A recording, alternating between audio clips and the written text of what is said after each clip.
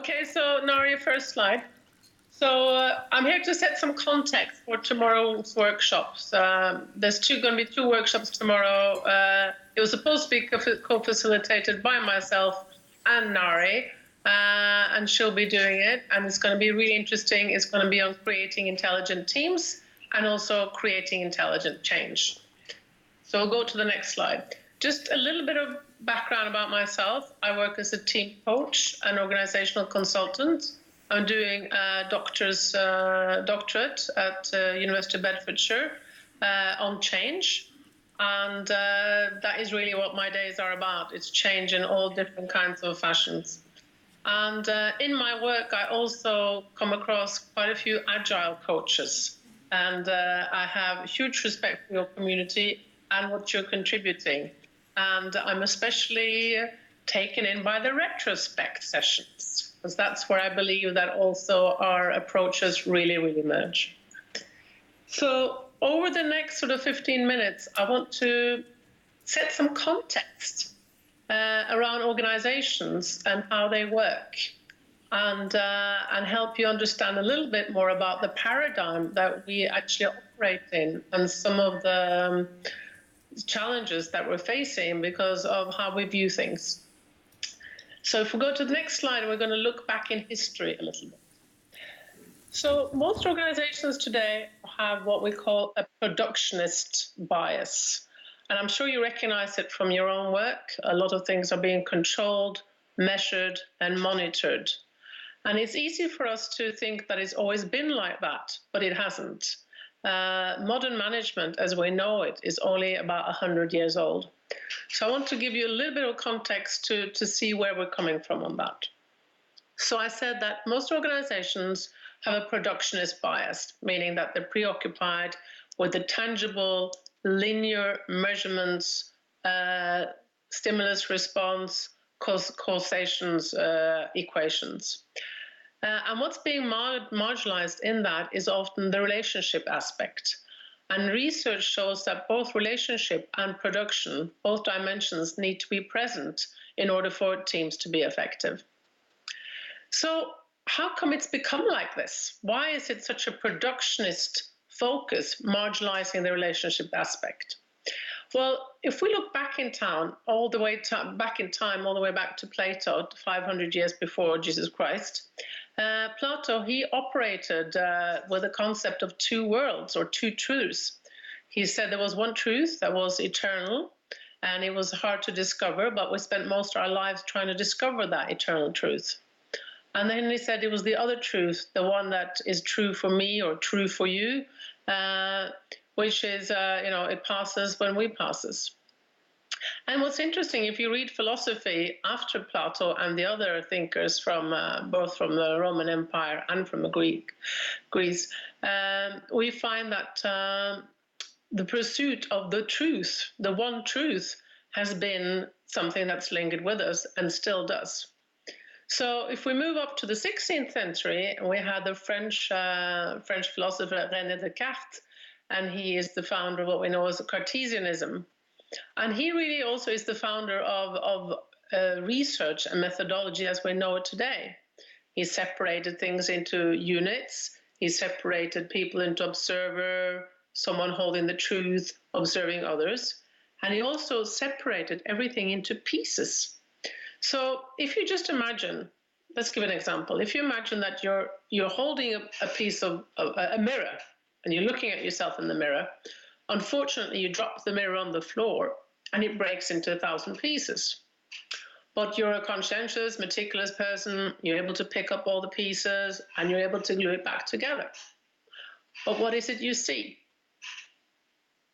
Do you see the wholeness or do you see the fragmentation of the images? Most of us would see the fragmentation of the images and the wholeness becomes hard to grasp. And that is also the result of a lot of the research and this productionist focus that we're seeing is the analysis of the small pieces. And we can add to this, after René Descartes came Isaac Newton, the guy with the apple, and he talked about organizations as machines. The universe was a machine. And later on, organizations became machines. So we had a really sort of mechanistic approach. So you can see how all this sort of tangible, material, measurement thing is coming in very, very strongly already from the great thinkers of the Middle Ages, also known as the Enlightenment era. And then just to sort of top it off, we have Frederick Taylor, an American engineer, who introduced the first handbook on management, scientific management. And he was the owner of a factory, and he wanted to increase efficiency. So what he did was, again, thinking of organizations as machines, and where you could take out people as little sort of hogs in the pieces in the machinery. If it's not effective, take it out and put in a more effective one. And I've, in my experiences, see that happen time and time and time again. If people aren't effective, you just take them out and you replace them. So where is this bringing us? If we look at the next slide, we are really going from a superhero relationship tradition where we have charismatic leaders at the top. They would know all the answers. They would lead through their charisma and their visionary leadership styles. But yet we would see a lot of top-down approaches. I know this paradigm is being criticized a lot, and we find it often in Anglo-Saxon and individualistic cultures especially. And already there it's being criticized and confronted. However, in my experience over the last 20 years, and especially recently, I see it continues. And I think what's holding it so strongly is this focus on the result and the measurement, in a way, in a language that actually derives from the 16th century. But we're seeing now that organizations really go from this mechanistic machine paradigm or metaphor onto more organism. And what you actually have there is a jellyfish that I took a picture of this summer. I was watching it in the harbor and noticing how differently it breathes, how it totally interacts with its environment, how totally dependent it is on the interaction with its environment to move forward. So if we go to the next slide, we can talk just briefly about why changes fail. So we're giving it a bit of a context now. We're talking about philosophy, we've talked a little bit about history, and we've talked a little bit about why we have the productionist paradigm that seems to be biased and the relationship paradigm more marginalized. And one of the reasons that changes today still fail is that we're very much in a complex world where organizations need to function more as organisms and not machines. We are finding that leaders are not able to capture the essence and the knowledge and the competence of the people in the organization at the rate that they should. We know that organizations these days, they are created and they die a lot faster than they've done only 5 years ago. Being a leader or a manager today looks very, very different from already just 5 years ago, and even more from the turn of the century. So in order to become a leader today, you really need to deal with a lot of your own issues. You need to handle your own fear of rejection. You need to be able to lose control, and you really have to trust the people that are working for you and not feel threatened by them. Remember, you hired them because of their competence. And it really puts a lot of demands on a modern leader to be able to do that. And to top it off, most modern leaders still use change processes which are from the 1940s. Kurt Lewin's process, the so-called unfreeze, transform, and refreeze three-phase model, is what's being used mostly today. Almost as if change is something you do, you get into it and you get over it. And that is a complete mistake, because organizations today, they are changing, as you guys know, continuously. It's just a current transition, and it's incremental. From time to time, there'll be a bigger transformation, and apart from that, it's incremental every day. So what do we need in order to handle that? And that's where both Agile and organizational relationship intelligence comes in. So if we go to the next slide, we'll see that organizations now shift focus. And they're going from being closed systems where, like I said, we would have one leader who would sort of know all the answers and be quite happy to administer his potion as and when needed. And we're going to ecosystems where organizations need to be a lot more aware of what place they have in the ecosystem, what their interfaces are, what partnerships there are, who they're impacting and who they're being impacted by. And it's not enough to do a stakeholder analysis, but you really need to look at what is in the permeable interfaces between any organization and its systems. We're also, another thing, I mean, the only people who really get off on financial targets are, accountants and people who like Excel sheets, which I heard that some of you might like from the lunch thing. But what we're hearing is, what we're seeing increasingly is the purpose-driven. And what's interesting about that is having a vision isn't enough. We need to tap into the purpose of the individuals for them to make it meaningful, and we need to tap into the purpose of the organizations. So that, as you know, many of you guys in the audience today, you're millennials. You will, put a lot of requirements and demands on your leader. Why should you be led by him? What's the purpose of this? And there are so many other things that matter more to you than financial targets. So the ways we're looking at it, we're going from a hierarchical organization charts to networks, teams working in self-sufficient, autonomous network. But in order to be able to fulfill that role sufficiently, they also need to understand the bigger game and what their place is in both the organizational ecosystem, but also the ecosystem that they're part of in the larger world.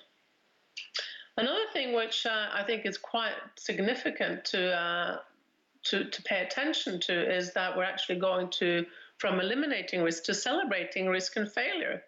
Learning organizations is vital in order to navigate change successfully and to survive in today's organizational environment.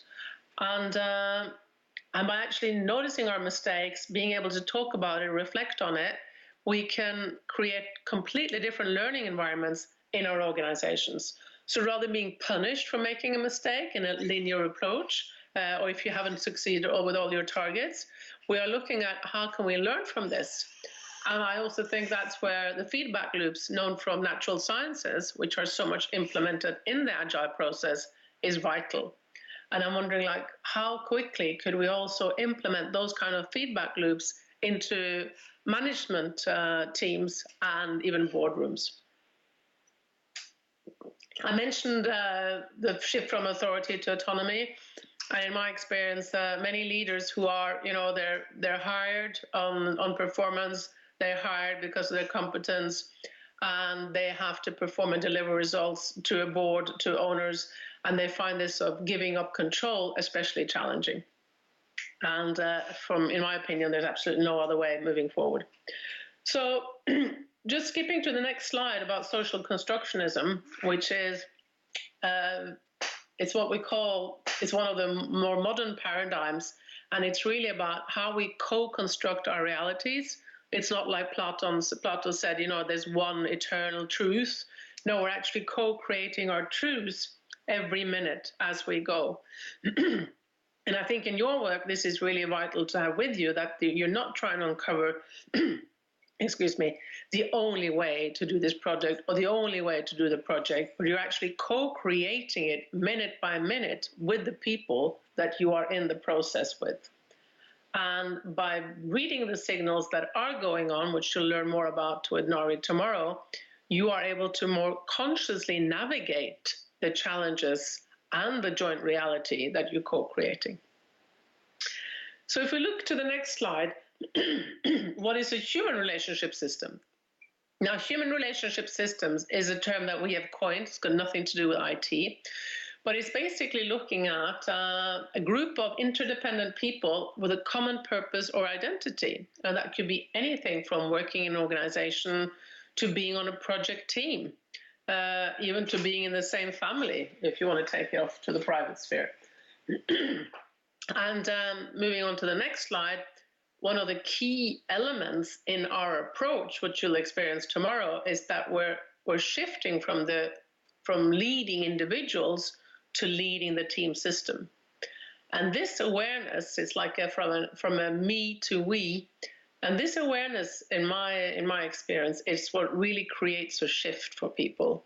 So they move from perpetuating individual agendas, having my say, creating win and lose situations, to actually looking at what's happening in our team here, what does our team need?